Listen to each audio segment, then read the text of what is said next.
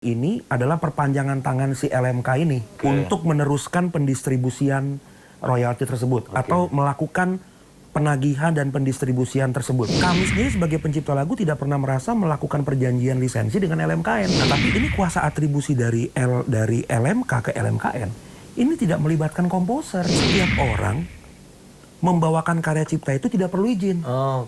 Asal bayar royalti atau imbalan kepada LMK. Ya mereka juga nggak pernah izin sama saya.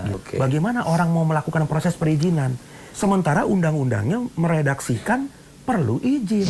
Untuk mencegah adanya kecurigaan, maka pihak-pihak terkait yang sekarang sudah mengelola royalti kami, itu harus segera membuka diri.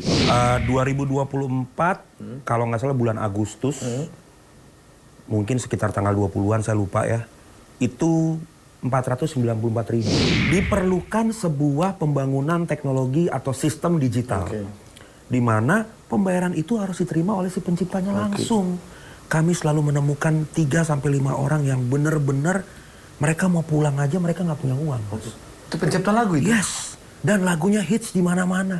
Sampai hari ini pun orang masih menikmati lagunya. Asumsinya misalkan nih dalam 1 tahun ada 1.000 konser lah ya.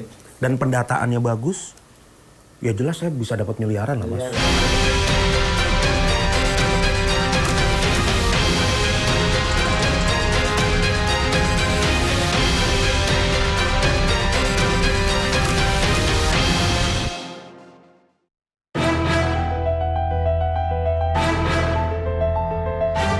Aturan mengenai royalti musik di Indonesia masih menjadi perbincangan yang semakin panas.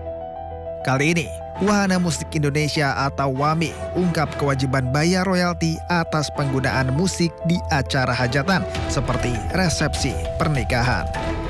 Terkait kebijakan itu, musisi senior Ahmad Dhani melontarkan kritikan pedas.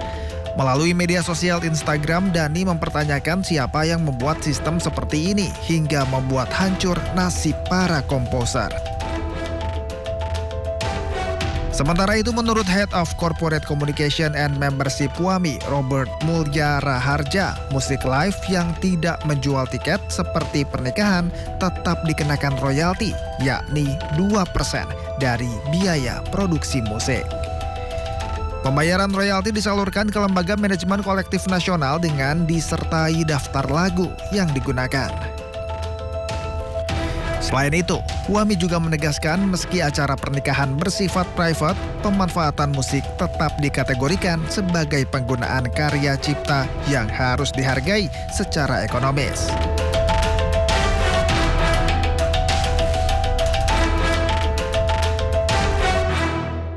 Pembayaran royalti hingga kini masih menjadi kontroversi, baik dari pemerintah atau penyelenggara dan juga dari musisi. Lalu, apakah royalti ini sampai langsung pada musisi atau sebetulnya ada sesuatu yang terjadi di sana sehingga menjadi ramai? Karena ternyata ada kabar bahwa mendengarkan suara burung pun harus membayar royalti dan juga kawinan juga harus membayar. Kira-kira seperti apa tanggapan musisi atau pencipta lagu?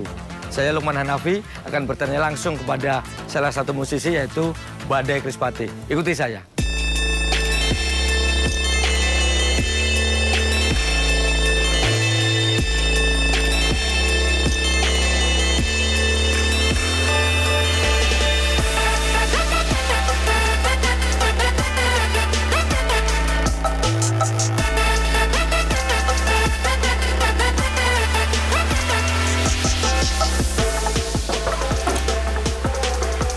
Halo Bang Badai, masih apa kabar?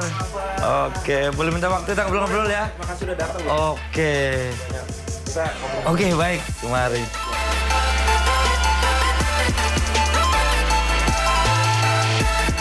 Ya pemirsa, saat ini saya sudah bersama Mas Badai Krispatih.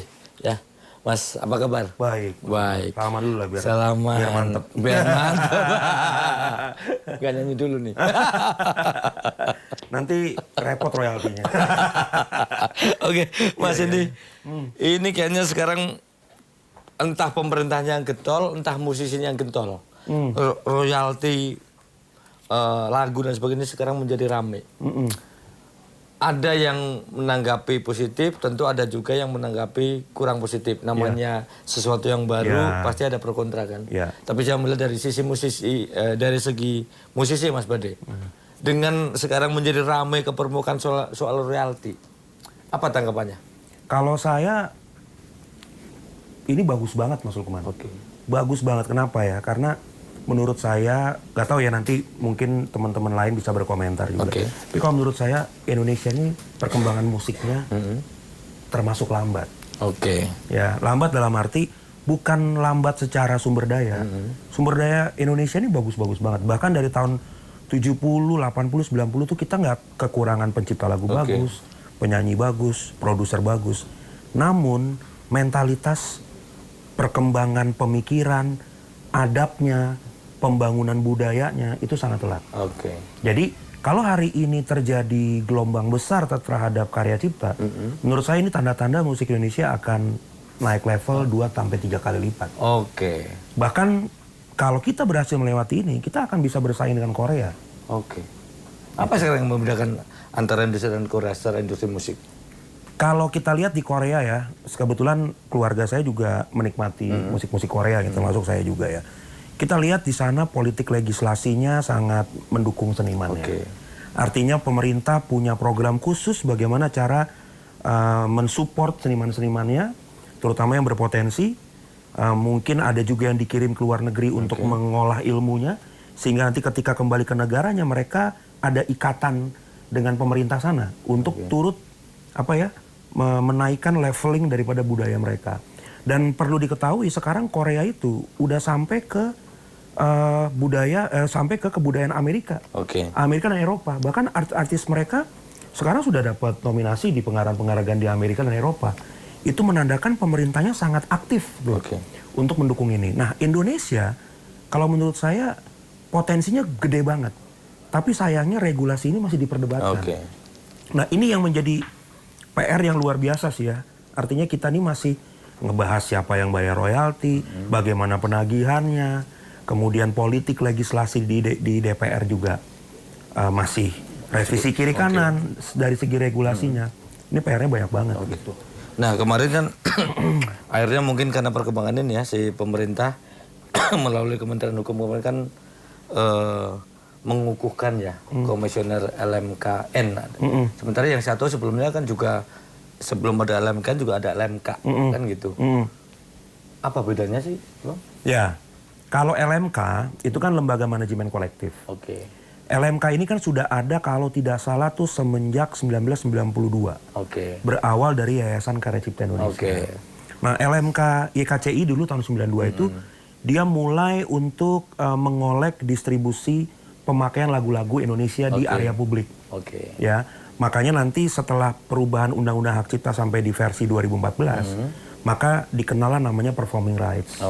Nah, LMK ini tugasnya adalah mengkoleksi royalti performing yang dibawakan dalam area publik ataupun area-area yang mendatangkan bisnis komersial. Nah, kalau LMKN ini terjadi dari sebuah produk produk peraturan pemerintah nomor 56 tahun 2021. Di situ di judulnya adalah tata kelola royalti lagu dan musik. Dan si LMKN ini adalah perpanjangan tangan si LMK ini untuk meneruskan pendistribusian royalti tersebut atau melakukan penagihan dan pendistribusian tersebut. Maka kan setahu saya tugas LMKN ini kan ada 4. Yang pertama dia menghimpun dan mendistribusikan royalti. Yang kedua dia melakukan menyusun kode etik. Yang ketiga dia melakukan mediasi sengketa dan melakukan pengawasan. Nah, kita ambil satu aja tugasnya, mendistribusikan dan mengelola royalti. Ini kan sebenarnya tugas dari LMK sebelumnya. Mungkin dianggap LMK ini tidak berfungsi dengan baik dalam segi sistem. Maka ketika nanti LMK yang dibentuk dari PP 56, maka mereka wajib membuat sistem itu. Nah, yang katanya dalam 2 tahun harus jadi, tapi nggak jadi gitu. Kira-kira gitulah perbedaan. Nah, dari sisi musisi ngeliatnya kan jatuhnya jadi ada, kalau bahasa mungkin ada jadi, meskipun satu ada N-nya, yang satunya nggak ada, jadi ada dualisme LMK jatuhnya. Ya, sepertinya jadinya begitu. Iya kan? Bukan hanya dualisme, tapi jadi seperti apa ya? kami sendiri sebagai pencipta lagu tidak pernah merasa melakukan perjanjian lisensi dengan LMKN. Oke. Kami melakukan perjanjian lisensi itu dengan LMK. Bahkan Seorang Badai dengan lagu-lagu hitsnya itu dikelola oleh WAMI untuk pengelolaan performing rights. Okay. Bahkan setiap person di dalam perjanjian dengan mereka dengan WAMI, kita ada perjanjian lisensi dengan WAMI. Nah, tiba-tiba bahasanya disebut sebagai kuasa atribusi. Oke. Jadi kuasa atribusi itu pengertiannya adalah kuasa yang diamanatkan kepada sebuah lembaga, ya kan? Iya. Mungkin lembaga itu dalam koridor mungkin jabatan. Oke. Setahu saya kuasa atribusi itu berlaku contohnya untuk presiden dan gubernur pada pemerintah daerah. Nah, tapi ini kuasa atribusi dari LMK ke LMKN ini tidak melibatkan komposer. Jadi komposer mengalami ketidaktahuan. Kok tiba-tiba pengelolaan ini dilakukan oleh LMKN? Oke. Gitu. Nah, berarti kalau ini kan sebelum baru dikukuhkan kemarin, tapi kalau menanggapi ini terjadi, apalagi tadi ada LMKN dan tidak melibatkan para komposer, tapi seolah-olah kayak mandatori jatuhnya, kan? Iya. Kira-kira menanggapinya dari sisi kedepannya lebih ke menguntungkan atau justru malah membuat apa yang sekarang belum rapi menjadi lebih tidak rapi lagi? Sebenarnya gini Mas Lukman, kalau kita lihat dari tugas dan tanggung jawab mereka, yang tadi saya bilang sesuai dengan PP 56, ketika pusat data lagu dan musik, itu kan pusat database-nya ya. Betul. Kemudian sistemnya namanya sistem informasi lagu dan musik. Oke. Jika dua produk ini jadi dan dikelola dengan baik, lalu ditagihkan dengan benar dan distribusikan dengan baik, pencipta lagu kaya Mas Lukman. Oke. Sangat kaya raya. Nah, berarti, gitu. berarti selama ini belum benar. Ya jelas. jelas belum benar. Oke. Tadi pencipta lagu kaya raya kalau udah benar. Iya. Ini saya sebetulnya hanya melihat aja kalau di kasat mata di luar orang dunia musik itu kita melihat kayaknya pencipta lagu dengan penyanyi itu lebih kayak penyanyi.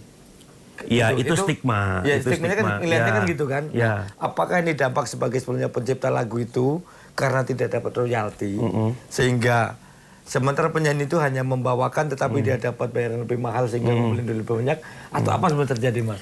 Enggak, kalau polarisasi antara pencipta lagu dengan penyanyi ini sebenarnya ini kan ditimbulkan dari apa sih? Berangkat dari ketidakpuasan kan. Dari ketidakpuasan komposer kok bisa mereka hanya dapat sekian ratus ribu. Perlu diketahui juga buat teman-teman yang nonton tayangan ini, di dalam sebuah acara, katakanlah itu konser. Di dalam sebuah konser itu ada stakeholder di dalamnya kan. Ada vendor ada vendor panggung, ada makeup artist mungkin, ada soundman, ada band pengiring, ada artis penyanyi. Nah mereka ini dalam sebuah konser, mereka ini adalah bagian-bagian atau unit-unit yang sudah menerima pembayaran tersebut. Di dalam kategori konser ya. Namun ada profesi nih yang terlupakan. Terlupakan kenapa? Karena pembayaran pencipta lagu itu selalu datangnya belakangan. Kenapa? Karena lisensi selalu diurus belakangan. Nah ini adalah kritik kami juga buat LMK dan LMKN ya. Bahwa lisensi ini harusnya, ya gini deh, kita aja mau pesen gedung buat merit aja, gedung buat nikah doang. Itu aja harus lunas. Baru boleh bikin acara. Lah ini bisa-bisaan konser berjalan, tiket dihitungnya belakangan, baru pencipta lagu diurus lisensinya, baru dapat duitnya. Nah, sebenarnya kesenjangan itu akhirnya yang menimbulkan adanya polarisasi bahwa kok bisa ya penyanyi dapat bagiannya, kok sebagai komposer malah seperti tidak dipuaskan gitu loh, secara hak dan kewajiban mereka. Jadi tapi kalau mau dibilang hubungannya kita tetap baik lah. Pencipta dan penyanyi ini cukup baik. Cuma ya itu tadi polarisasi karena ketidakpahaman aja. Dan artinya berarti dengan kan ini ada yang membuat ini bermacam-macam jadi perkembangannya gini.